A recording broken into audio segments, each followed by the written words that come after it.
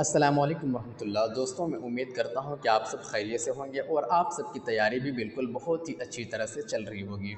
First video میں ہم لوگوں نے پڑھا تھا اردو زبان کا آغاز و ارتقاء، جو کہ باب 1 تھا۔ آج کی اس ویڈیو میں ہم لوگ پڑھیں گے دکن میں اردو شعر و ادب، جو کہ بہت ہی امپورٹنٹ ہے۔ فرسٹ ویڈیو میں نے بتایا تھا کہ NCERT کی یہ بک کتنا امپورٹنٹ ہے BPSC ایگزام کے حوالے سے۔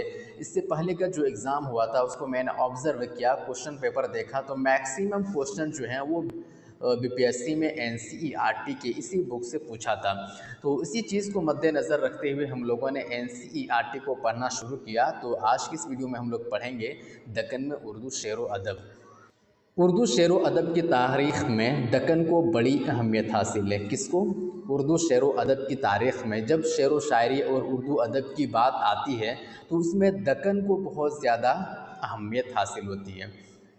اس کے فروغ میں یہاں کے بادشاہوں نے بھی حصہ لیا۔ دکن ہی کا ایک بادشاہ قلی قطب شاہ اردو کا پہلا صاحب دیوان شاعر ہے۔ یہاں پہ ایک کوشچن آپ کو یاد ہو جائے گا کہ اردو کا پہلا صاحب دیوان شاعر کون ہے، جو بار بار یہ کوشچن پوچھا جاتا ہے۔ تو اس کا جواب کیا ہے؟ قلی قطب شاہ۔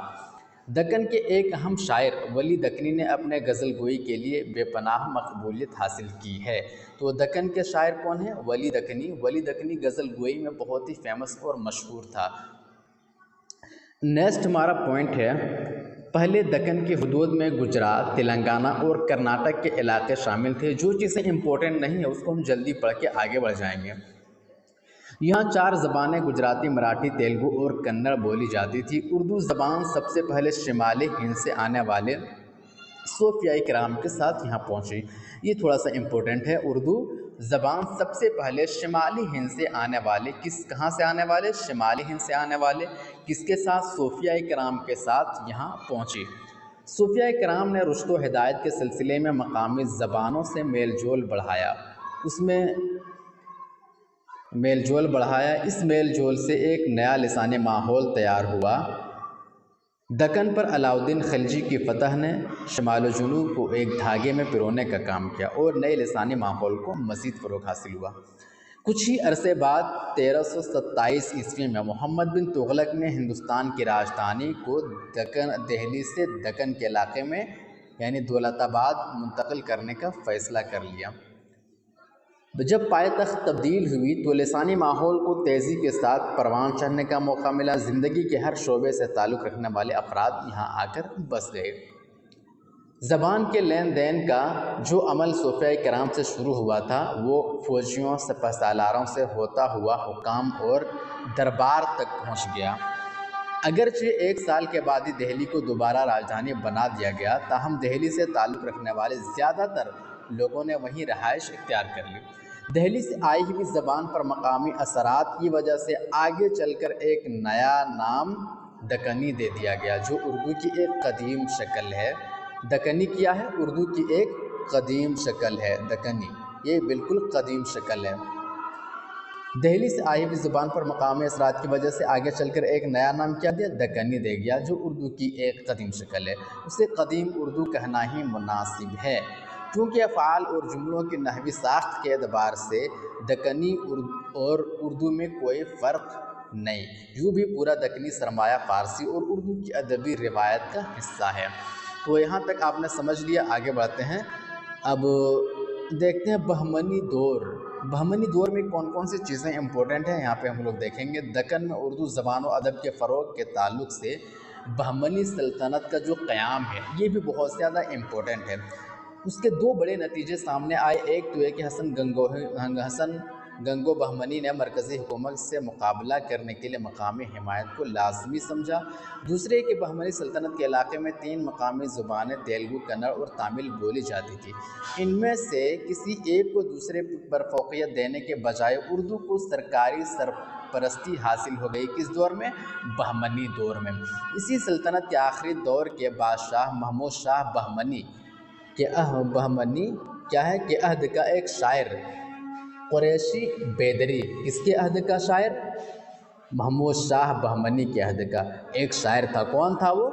قریشی بیدری، جس کے بارے میں خیال ہے کہ اسی نے قدیم اردو کو دکنی نام دیا ہے۔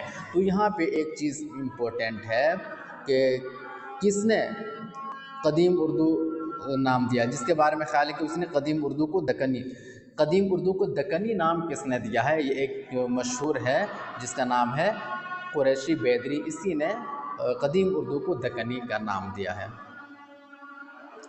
آگے دیکھتے ہیں، بہمنی سلطنت کی علمی دوستی اور ادب نوازی کے بہت سے قصے مشہور ہیں۔ کہا جاتا ہے کہ انہوں نے خواجہ حافظ شیرازی کو ہندوستان آنے کی دعوت دی تھی۔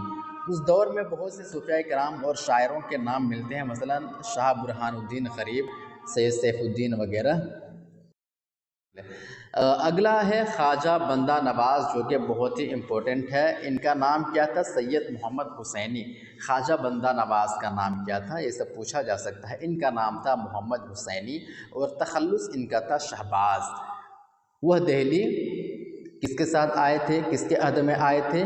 فیروز شاہ بہمنی کے عہد میں دہلی سے گلبرگہ چلے گئے۔ وہ اپنے زمانے کے بڑے عالم تھے۔ عربی فارسی کے علاوہ دکنی میں بھی انہوں نے اپنی تصانیف یادگار چھوڑی ہیں۔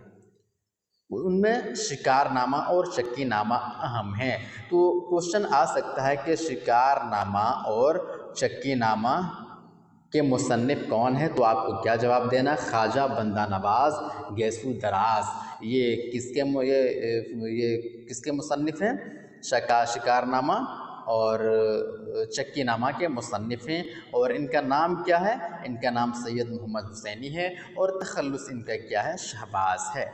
آگے دیکھتے ہیں حسن نظامی بیدری۔ حسن نظامی بیدری، ان کا نام کیا؟ فخر الدین، اور تخلص کیا تھا ان کا؟ نظامی تھا، بیدر کے رہنے والے تھے، اسی لیے کہلائے حسن نظامی بیدری۔ ان کی شہرت ان کی ایک مثنوی قدم راؤ پدم راؤ کی وجہ سے ہے۔ قدم راؤ اور پدم راؤ کس کی مثنوی ہے؟ یہ حسن نظامی بیدری کی ہے۔ اس مثنوی کو اردو کی پہلی مثنوی کہا جاتا ہے۔ یہ بھی امپورٹنٹ ہے۔ حسن نظامی بیدری کس کے مصنف ہیں؟ قدم راؤ پدم راؤ کے، اور اس مثنوی کو اردو کی پہلی مثنوی کہا جاتا ہے۔ قدم راؤ اس مثنوی کے مرکزی کردار، اس میں کیا ہے؟ قدم راؤ راجہ ہے، پدم راؤ اس کا وزیر ہے۔ یہ ایک راجہ کی کہانی ہے، یہ بھی امپورٹنٹ ہے۔ یہ کیا ہے؟ ایک راجہ، قدم راؤ پدم راؤ ایک راجہ کی کہانی ہے۔ اس میں کیا بتایا گیا ہے؟ یعنی عورت کی وفاداری پر شک کرنے کی سنیاس لیتا ہے، بعد میں ایک جوگی سے دھوکہ کھا کر اپنی سابقہ حالت پر لوٹ آتا ہے۔ اس میں اس چیز کا ذکر ہوا ہے۔ اگلا پوائنٹ ہے، بہمنی سلطنت کے بطن سے 5 نئی سلطنتیں عادل شاہی، قطب شاہی، نظام شاہی، بریز شاہی اور امام شاہی وجود آئیں۔ ان میں عادل شاہی اور قطب شاہی سلطنتوں نے اردو زبان و ادب کی ترقی میں بڑا حصہ لیا۔ نیکسٹ پوائنٹ ہمارا ہے عادل شاہی دور، یہ بھی امپورٹنٹ ہے۔ بیجاپور میں عادل شاہی سلطنت کا قیام کب ہوا تھا؟ 1490 میں ہوا۔ یہ حکومت تقریباً 195 سال تک قائم رہی۔ عادل شاہی بادشاہوں نے نہ صرف شعر و ادب کی سرپرستی حاصل کی بلکہ وہ خود بھی شعر کہتے تھے۔ اس حکومت کا بانی کون تھا؟ یوسف عادل شاہ، ترکی اور فارسی میں شعر کہتا تھا یہ بھی۔ ایک اور بادشاہ ابراہیم عادل شاہ ثانی، جن کو کیا کہا جاتا تھا؟ جگت گرو کے نام سے ان کو شہرت ملی تھی۔ کن کو؟ ابراہیم عادل شاہ کو جگت گرو کے نام سے بھی پکارا جاتا تھا۔ اگرچہ شروع میں عادل شاہیوں نے شمالی ہند کے درباروں کی نقل کی اور فارسی زبان کا بول بالا رہا، لیکن اس دور میں ہند ایرانی تہذیب کے سنگم کو علوم و فنون کے ہر شعبے میں کافی فروغ حاصل ہوا۔ اردو زبان و ادب پر اس تہذیبی امتزاج کے اثرات مرتب ہوئے۔ نیکسٹ ہم لوگ دیکھتے ہیں میراجی کو۔ میراجی کیا ہے؟ میراجی یہ ایک صوفی بزرگ تھے۔ ان کا تعلق کہاں سے؟ ان کا تعلق خواجہ بندہ نواز کے سلسلے سے تھا۔ ان کی جو مشہور تصانیف ہیں، خوش نامہ، خوش نغز، شہادت الحقیقت، شہادت التحقیق، مغز مرغوب کے علاوہ شرح مرغوب القلوب اور رسالہ سب صفات شامل ہیں۔ تو اس میں آپ کا سب سے زیادہ امپورٹنٹ کیا ہے؟ خوش نامہ، خوش نغز اور شہادت الحقیقت، شہادت التحقیق، یہ چیزیں آپ یاد رکھیں۔ اب دیکھتے ہیں ہم لوگ اشرف بیابانی کو۔ اشرف بیابانی، ان کا نام کیا تھا؟ سید شاہ اشرف بیابانی ان کا نام ہے۔ اب ان کے تعلق سے کیا چیزیں مشہور ہیں؟ وہ ان کی تصانیف میں سے ایک نوسرحار جو کہ بہت اہم ہے، یہ مثنوی ہے اور اس کا موضوع کربلا کا واقعہ ہے۔ اس کی اہمیت زبان و بیان کے اعتبار سے مسلم ہے۔ تو اشرف بیابانی کے تعلق سے ایک چیزیں آپ کو یاد رکھنا ہے، نوسرحار جو کہ مثنوی ہے اور اس کا موضوع جو ہے وہ کربلا کا واقعہ ہے۔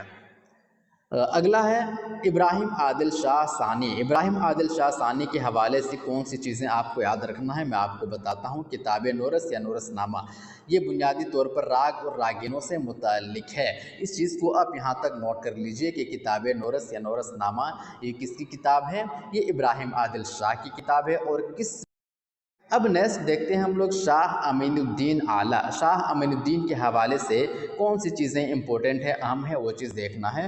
اس کی کتاب ہے وجود نامہ، چکی نامہ، وصل نامہ، محبت نامہ، نور نامہ، نظم وجودیہ، رموز السالکین، گنج مخفی، رموز العارفین، ان کی تصانیف ہے۔ ان کی تصانیف میں زیادہ تر سب میں کیا ہے؟ نامہ نامہ، وجود نامہ، چکی نامہ، وصل نامہ، محبت نامہ، نور نامہ ہے۔ تو اس چیز کو آپ نوٹ کر لیں شاہ امین الدین اعلیٰ کے حوالے سے۔ نیکسٹ ہے علی عادل شاہ ثانی۔ کلیات شاہی کے نام سے ان کا کلام شائع ہوا ہے۔ کس کا؟ کلیات شاہی کے نام سے علی عادل شاہ ثانی کا کلام شائع ہوا ہے۔ یہ چیز آپ کو یاد رکھنا ہے علی عادل شاہ کے تعلق سے۔ اس کے بعد کیا ہے؟ ابدل۔ ابدل کیا ہے؟ ابدل کے نام کے متعلق دو روایتیں ہیں۔ ایک روایت کے مطابق ان کا نام عبداللہ تھا، دوسری روایت کے مطابق ان کا نام عبدالغنی بتایا گیا ہے۔ ان کا ایک مشہور قصیدہ ہے ابراہیم نامہ۔ اس چیز کو آپ یاد رکھنا ہے، ابدل کا قصیدہ کیا ہے؟ ابراہیم نامہ۔ اب دیکھتے ہیں شاہ برہان الدین جانم۔ شاہ برہان الدین کے حوالے سے کیا امپورٹنٹ چیز ہیں؟ ان کے مشہور رسائل ارشاد نامہ، حجۃ البقاء، وصیۃ الہادی، سکھ سہیلہ اور پنج گنج، یہ چیزیں بہت امپورٹنٹ ہے، اس کو یاد رکھنا ہے۔ اب دیکھیں ملک خوشنود، اس کے تعلق سے ہمیں کیا یاد رکھنا ہے؟ ان کا تعلق اصلاً گونڈہ سے تھا، بعد میں بیجاپور چلے گئے اور وہاں اعلیٰ عہدوں پر فائز رہے۔ ان کی دو مثنویاں کافی مشہور ہیں، بہت ہی مشہور ہے، جنت سنگار اور بازار حسن۔ یہ چیزیں آپ یاد رکھ لیں ملک خوشنود کے تعلق سے۔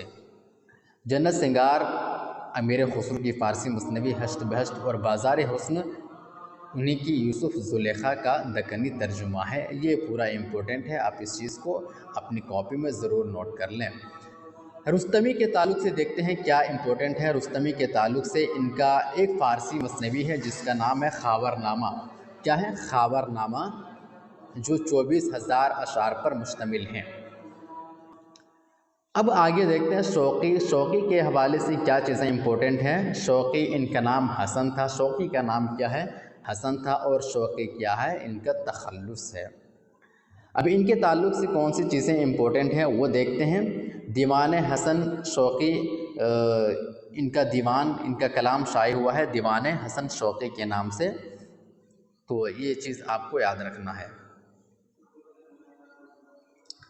اب دیکھتے ہیں مقیمی۔ مقیمی کے تعلق سے کیا ہمیں یاد رکھنا ہے؟ ابراہیم عادل شاہ کے زمانے کے مشہور شاعر ہیں، انہوں نے مثنوی چندر بدن و مہیار لکھی، جو عادل شاہی دور کی پہلی عشقیہ مثنوی مانی جاتی ہے۔ اس کا شمار اپنے دور کی مقبول مثنویوں میں ہوتا ہے۔ اس کہانی میں عشق کی عظمت کا بیان ہے جو پریم مارگی تصورات سے بہت قریب ہے، تو اس میں بھی آپ اس کو یاد رکھیں، چندر بدن و مہیار۔ اگلا شاعر ہیں صنعتی، ان کا نام محمد ابراہیم خاں۔ ان کا نام کیا ہے؟ صنعتی کا نام یاد رکھنا ہے، اس کا نام کیا ہے؟ محمد ابراہیم خاں۔ وہ سلطان محمد عادل شاہ کے دربار سے وابستہ سے دو چیزیں اس کے تعلق سے یاد رکھنا ہے۔ ایک ابراہیم خاں ان کا نام ہے، دوسرا کس دربار سے وابستہ تھے؟ تو محمد عادل شاہ کے دربار سے وابستہ تھے۔ تیسری چیز کیا یاد رکھنا ہے؟ ان کی دو مثنویاں ہیں، قصہ بے نظیر اور دوسرا ہے گلدستہ، اور دوسرا کیا ہے؟ اور گلدستہ، بہت مشہور ہیں۔ قصہ بے نظیر اور گلدستہ بہت مشہور ہیں۔ قصہ بے نظیر کا ایک نام قصہ تمیم انصاری بھی ہے، تو یہ چیز اس کے حوالے سے یاد رکھنا ہے۔ اب دیکھتے ہیں نصرتی، ایک شاعر ہیں، ان کا نام کیا ہے؟ ان کا نام شیخ نصرت تھا۔ ان کی تعلیم و تربیت شاہی محل میں ہوئی تھی، جس سے اس کی شاعرانہ صلاحیتیں خوب چمکی۔ وہ اپنے دور کے سب سے اہم شاعر مانے جاتے ہیں۔ علی عادل شاہ ثانی شاہی نے انہیں ملک الشعراء کا خطاب بھی دیا تھا، کس کو؟ نصرتی کو۔ نصرتی کے تعلق سے اور بھی چیزیں ہیں جو ہمیں یاد رکھنا ہے۔ ایک ان کی 3 مثنویاں ہیں، کیا کیا ہیں؟ گلشن عشق، دوسرا علی نامہ اور تیسرا ہے تاریخ اسکندری۔ تو یہ چیزیں آپ کو یاد رکھنی ہے۔ کیا ہے 3 مثنویاں؟ کیا کیا ہے؟ گلشن عشق ہے، علی نامہ اور تاریخ اسکندری۔ کس کے تعلق سے یہ چیزیں یاد رکھنا ہے؟ نصرتی کے تعلق سے۔ نصرتی کا نام کیا تھا؟ شیخ نصرت تھا۔ اب دیکھتے ہیں ہم لوگ قطب شاہی دور کو۔ قطب شاہی دور، گولکنڈہ میں قطب شاہی حکومت 1508 سے 1686 تک قائم رہی۔ اب اس میں جو بھی امپورٹنٹ ہے وہ دیکھنا ہے ہمیں، اس میں کون کون سے شاعر ہیں، شعراء ہیں۔ تو سب سے پہلے دیکھتے ہیں محمود قطب شاہی حکومت کے ابتدائی زمانے کے شاعر تھے۔ ان کا ذکر وجہی اور محمد قلی نے احترام کے ساتھ کیا ہے۔ محمود کی غزلیں مرثیے اور دوہرے مختلف بیاضوں میں ملتے ہیں۔ ان کی غزلوں میں فارسی اور مقامی زبان کی لفظیات کا خوشگوار امتزاج ملتا ہے، جو بعد میں آنے والے شعراء کے لیے غزل کے میدان میں نئی راہیں ہموار کرنے میں کافی مددگار ثابت ہوا۔ اب دیکھتے ہیں فیروز کے تعلق سے جو شاعر ہیں ان کے تعلق سے کیا چیزیں امپورٹنٹ ہیں۔ ان کی ایک مشہور تصنیف ہے کس کی؟ فیروز کی، وہ پرت نامہ ہے، جس میں انہوں نے اپنے پیر و مرشد کی تعریف و توصیف کی ہے۔ ان کا طرز بیاں رواں اور بے ساختہ ہے۔ کیا ہے؟ پرت نامہ۔ اب دیکھتے ہیں ملا وجہی، جو کہ یہ بھی ایک مشہور شاعر ہیں۔ ان کا نام کیا تھا؟ ملا وجہی کا نام کیا تھا؟ اسد اللہ۔ ملا وجہی کا نام کیا ہے؟ اسد اللہ۔ ان کے آبا و اجداد خراسان سے آ کر دکن میں بس گئے تھے۔ کہاں بس گئے تھے؟ خراسان سے آ کر دکن میں بس گئے تھے۔ اب ان کے حوالے سے کون سی چیزیں مشہور ہے؟ تو وجہی کی نثری تصنیف سبرس اردو کی پہلی نثری داستان ہے۔ وجہی کی نثری تصنیف جو ہے سبرس اردو کی پہلی نثری داستان ہے، جو 1635 میں لکھی گئی۔ اس کا موضوع کیا ہے؟ تصوف، اور اسلوب کیا ہے؟ اس میں تمثیلی ہے۔ تو ملا وجہی کے حوالے سے ایک چیزیں یاد رکھنی ہے، سبرس اردو کی پہلی نثری داستان ہے، یہ پوچھا جاتا ہے۔ اب دیکھتے ہیں قلی قطب شاہ، اردو کے پہلے صاحب دیوان شاعر محمد قلی قطب شاہ ہیں۔ نیکسٹ ہے عبداللہ قطب شاہ۔ تو اس میں کوئی چیز امپورٹنٹ نہیں، اس لیے ہم لوگ آگے بڑھتے ہیں۔ غواصی، اس میں آپ کو کئی چیزیں یاد رکھنی ہے، امپورٹنٹ ہے یہ۔ غواصی قطب شاہی دور کے اہم شاعر تھے۔ کس دور کے شاعر تھے؟ قطب شاہی دور کے اہم شاعر تھے۔ سلطان عبداللہ قطب شاہ نے انہیں ملک الشعراء کا خطاب عطا کیا۔ ان کی بھی 3 مثنویاں ہیں، کیا کیا ہے وہ؟ مینا ستونتی، سیف الملوک و بدیع الجمال اور طوطا نامہ بہت مشہور ہیں۔ تو یہ چیزیں آپ کو یاد رکھنی ہے غواصی کے تعلق سے۔ سیف الملوک و بدیع الجمال، اس کے بعد طوطا نامہ اور مینا ستونتی، یہ ان کی مثنویاں ہیں۔ آگے دیکھتے ہیں ابن نشاطی۔ ابن نشاطی، ان کا نام کیا ہے؟ ان کا نام شیخ محمد مظہر الدین تھا۔ ان کا نام کیا تھا؟ شیخ محمد مظہر الدین ان کا نام تھا۔ ان کی مشہور مثنوی کیا ہے؟ پھول بن، آپ کو یاد رکھنا ہے۔ ابن نشاطی ان کا مشہور جو مثنوی ہے وہ کیا ہے؟ پھول بن۔ آگے ہے بحری۔ بحری، ان کا نام کیا تھا؟ قاضی محمود، اور تخلص کیا تھا؟ بحری تھا۔ کیا تھا؟ اور ان کا جو مثنوی ہے من لگن ہے، بہت ہی مشہور مثنوی ہے۔ تو بحری کے تعلق سے آپ کو یاد رکھنا ہے من لگن۔ اب دیکھتے ہیں ولی دکنی، جو کہ بہت ہی مشہور شاعر ہیں۔ ان کا نام ولی محمد تھا۔ ان کے آبا و اجداد گجرات میں مقیم تھے۔ ان کے حوالے سے کون سی چیزیں امپورٹنٹ ہیں وہ ہمیں یاد رکھنا ہے۔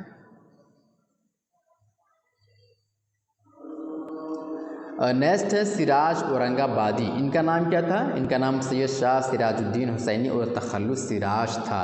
تو سراج اورنگ آبادی کے تعلق سے زیادہ کچھ امپورٹنٹ نہیں ہے، بس نام اور تخلص آپ یاد رکھ لیں۔